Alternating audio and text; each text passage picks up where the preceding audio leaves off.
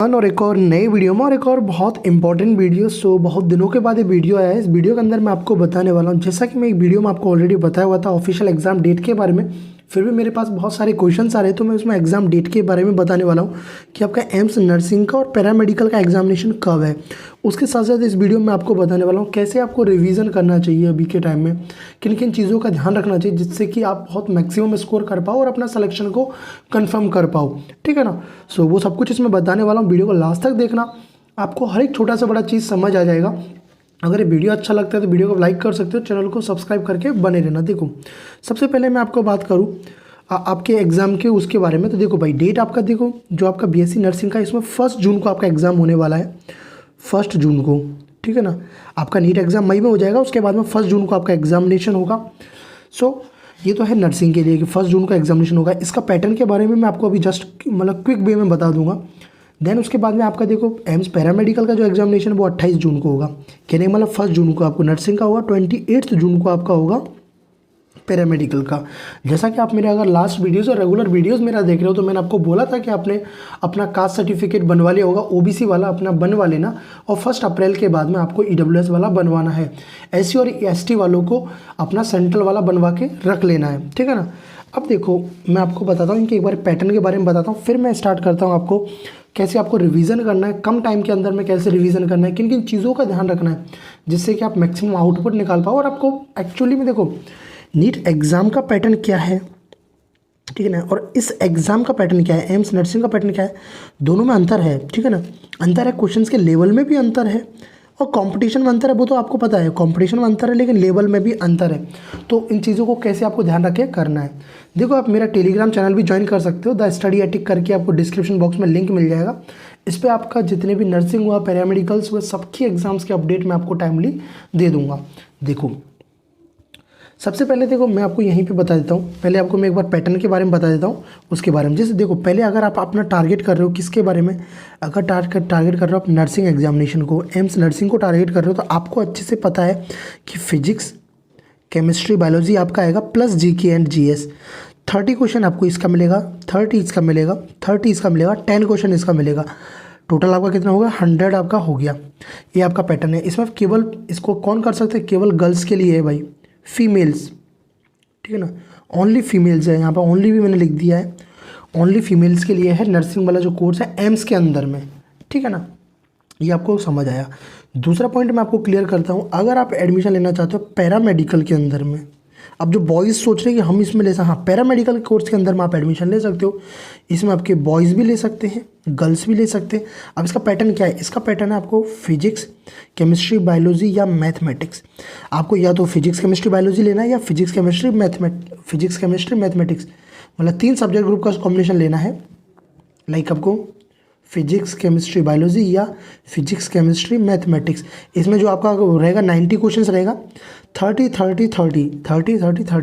90 question से आपका cut off बनेगा। तो ये आपको पैटर्न के बारे में पता चल गया। और जो आपका एग्जामिनेशन होगा सीबीटी मोड होगा, कंप्यूटर बेस होगा, आपके जो भी नियर में जो भी सिटी होगा उसके अंदर आपको एग्जाम सेंटर्स का देखने को मिलेगा। अब देखो आपको जैसे कि मैं आपको पहले इस ग्राफ के थ्रू आपको समझाता हूँ कैसे आप मतलब ज़्यादा देखो, अगर वीडियो देख रहे हो तो इस चीज़ को फॉलो भी करना। वीडियो देख के तो आप अपना टाइम वेस्ट करोगे, कहने का मतलब अगर आप उन चीज़ों को मैं बता रहा हूँ फॉलो नहीं करोगे तो आप भी इस चीज़ को जानते हो, आप भी इतने मैच्योर हो कि नहीं देखोगे, नहीं अप्लाई करोगे तब वो आपका टाइम वेस्ट ही हुआ। ठीक है ना। सो इस वीडियो से आपको कुछ ना कुछ सीखने को मिलेगा, इस वीडियो से और इस चैनल से भी। ठीक है ना। जब तक आपको एडमिशन नहीं मिल जाएगा किसी ना किसी एम्स के अंदर में, भुवनेश्वर हुआ, बठिंडा हुआ, न्यू दिल्ली हुआ, तो मैं आपको हेल्प करूँगा और आपको बताऊँगा भी कि इन चीज़ों को ऐसे फॉलो करो, आपको मिलेगा। देखो जैसे मैं एग्जाम्पल लेके चलता हूँ कि आपने क्या हुआ कि आपने बायोलॉजी के लिए बोलता हूँ, बायोलॉजी चलो आप याद कर लोगे, मैं कोई और जैसे फिजिक्स के लिए बताता हूँ। फिजिक्स के अंदर में आपको पहली चीज़ क्या करना है, पहला चीज़ आपको प्रायोरिटी देना है भाई, आपके जो नोट्स आप बना रहे हो, आप जो नोट्स बना रहे हो, आपने जिस भी टीचर से आप पढ़ रहे हो, जो आप नोट्स बना रहे हो, पहले तो उसके जो भी क्वेश्चंस हैं उनको आपको अच्छे से कर लेना है। पहली चीज़ आप दिमाग में ये लेके चलना भाई इतना कोई टफ पेपर नहीं है, आपको करना क्या, जैसे आप क्लास 12th में थे, क्लास 12th में होते हो तो आप क्या करते हो, सब क्वेश्चन को याद कर लेते हो अच्छे से, पूरे डेरिवेशंस को अपने दिमाग में रख लेते हो।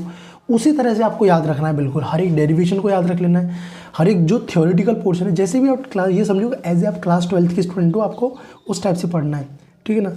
आप वैसे करोगे तो आप अपना पहले आपको नोट्स को प्रायोरिटी देना है, ठीक है ना। अब बोलोगे सर एमसीक्यू तो नहीं, भाई आप नोट्स में भी तो क्वेश्चंस को कर रहे हो ना। पहले अगर आप वो करोगे, नोट्स को बनाओगे, उनको करना, उसके बाद में कहीं से भी क्वेश्चन सॉल्व कर लेना। कहीं से भी आपका जो भी बुकलेट हो, आप नीट के लिए प्रिपरेशन करो, वहाँ से सॉल्व कर लेना। लेकिन आपको मोस्ट इंपॉर्टेंट पहले आपको नोट्स को रिवाइज़ करना है। आपने जैसा कि फर्स्ट डे आपने रिवाइज़ किया, आज जैसे कि मैं आपको एग्जांपल लेके चलता हूँ, इलेक्ट्रोस्टैटिक आपने आज रिवाइज़ किया, ठीक है ना। इलेक्ट्रोस्टैट्स आपने आज रिवाइज़ किया, ठीक है सर, हमने रिवाइज़ कर लिया। फिर आप जो कुछ बोलते सर हम भूल जाते हैं, भाई भूलोगे, देखो अगर आप भूल रहे हो तभी इंसान हो भाई, ठीक है ना। ऐसा कोई नहीं कि सब कोई रख पाता है, भूलते हो, कुछ चीज़ें आपको याद भी रहती हैं, ठीक है ना।